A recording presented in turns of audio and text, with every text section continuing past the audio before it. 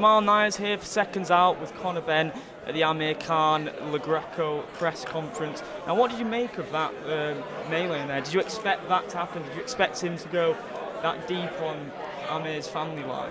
No way, that's shouldn't have brought that up whatsoever. Whatever point you were trying to get across, you shouldn't have brought that up at all. You know, it's his personal life and it's completely nothing to do with, I don't even know the other guy's name, to do with him. Do you know what I mean? And you know, fair enough, if I was in the car, I would have kicked off as well. Absolutely.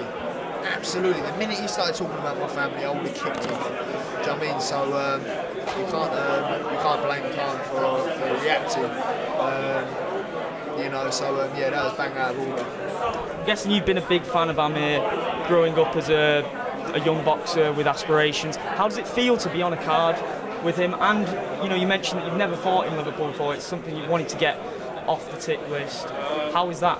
Amir Khan's a great fighter. You know, he's achieved everything you can in this game. So you know, obviously I look up to all fighters who've won world titles and you know, and made the scene. Do you know what I mean? So he's got a massive following, massive fan base, and yeah, it's a blessing to be on his undercard. I remember when I was younger, maybe 3-4 years ago, I had a picture of Anthony Gogo saved on my screensaver, and I was like, yeah, he's sick. And now I'm like where I am today, and it's just onwards and upwards, I think. Are you still kind of pinching yourself that you're around this, or you've always expected this? It seems to me that you've always expected this moment was going to come, but given that you are so young, it must be difficult to...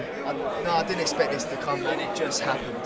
Yeah, I promise you, all my life, I didn't think this would happen. I promise you, all my life, I was going to sign with Ricky Hatton for 3-4 years because I didn't know what I was doing. And then I went to Matchroom and the rest is history, but I've no way did I think I'd be big enough to sign with Eddie Hearn, let alone fight on Sky Sports, and let alone live the life I live today and become the man I'm becoming most of all. I didn't know this would have been like, yeah, you're joking. Like, if someone told me this when I was like 19, 18, 17, I'd be like, you're having a laugh, mate. I'll stick with my painting and decorating, which is what I was doing at the time. It was just the last time we saw each other. You put on that amazing performance in Manchester. Absolutely brutal. Eddie Hearn said that he's so impressed with how quick you've risen to the occasion, said there was going to be big things coming up this year. You fought in New York, another massive, massive achievement for you. And then you finished the year with a tricky fight, which I think was a blessing in disguise, and I think you recognise that too, to be able to go through the trenches like that and come out the other side and still get through it. How was that experience for you, and how has it developed you as a fighter? Have you took what you've learned from that? Has it changed how you're going to go into this fight this time? Yeah, I've taken what I had to from it, and I haven't looked too deep into it.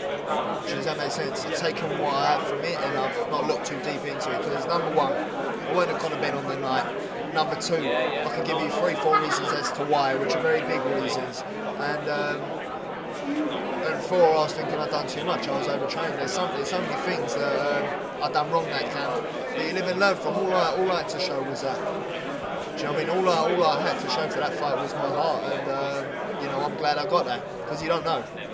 You know, I've never been put down before in sparring. I've never been put down in a fight. So you know, it was a new thing to deal with on the night. And you know what? I know I got that now. And you know what? That had gone. I could have done 10, 12 rounds like that. No problem. And you said that you've never been dropped before, and you did say you posted an Instagram live the next day after the fight, and you said when you were hurt and you were going through the trenches, it was a feeling of being scared. Now, are you happy that you've experienced that and that you know that you can get through that? Because it's a completely different emotion for a fighter like you to experience in the ring. How was that for you? It's not even I got put down, you know, in a big open arena. It was an absolute jungle in the York Hall. So when I got put down, it all come on top of me. And when I mean scared, I mean I was really scared. Like scared as if my life depended on it, my career depended on it. You know, it was scary. I can't because it means so much to me. You know, it's a scary place to be in when you're on the canvas, and you know, it's just such a horrible feeling. And more and more I'm realising how hard this sport is. You know, many people want to give their opinion or, you know, criticise fighters, but they have no idea what it takes to be a fighter, let alone get up off the canvas. and come back and losing quite a lot, and I thought, you know what, he might like to put him down, and you know, I managed to get the job done and put him down twice. If I didn't put him down twice, I would have lost the fight. I knew that. And you know what? I got in there and I got it done, didn't I? In terms of what you wish to achieve this year, what are your goals and how active do you want to be? Because we just talked off camera before and you said you had 5 fights in 6 months, possibly been overworked. Are you conscious of that now and trying not to be as active? Or yeah, definitely. I'm going to take my time massively. I'm a growing youth. I'm still a youth, believe it or not. You know, people look at me and, you know, they think, oh, he's a man covered in ink and, you know, he's son of a legend, so he's been boxing since he was 5 years old. I'm a youth who don't have no clue about this game, and I'm learning about the game, and sometimes I think, mate, this game is hard, I wish I didn't come into it. You know, but I'm here now, and you know, I'm progressing the way I'm progressing, but I ain't having nobody rush me, nobody make me fight. I'm going to take my time, I'm going to learn, I'm going to grow, and you know what, I'm going to work behind closed doors. You know, so, and that's it. You know, look at, I was watching my boxing documentary, they done for me on the Christmas special from the beginning of my career to the end of my career. What a drastic difference. I don't let this last fight take away the 4 great fights I had last year, because they were blinding. I just won the Conor Benn the night, and that was that. You know, but the progress I showed last year was unbelievable, and this year's going to be an even better year. You know, chasing titles and fighting people who are on my level. Well, I'm excited to see you back in there. You always put on a show, and thanks a lot for speaking to us, man.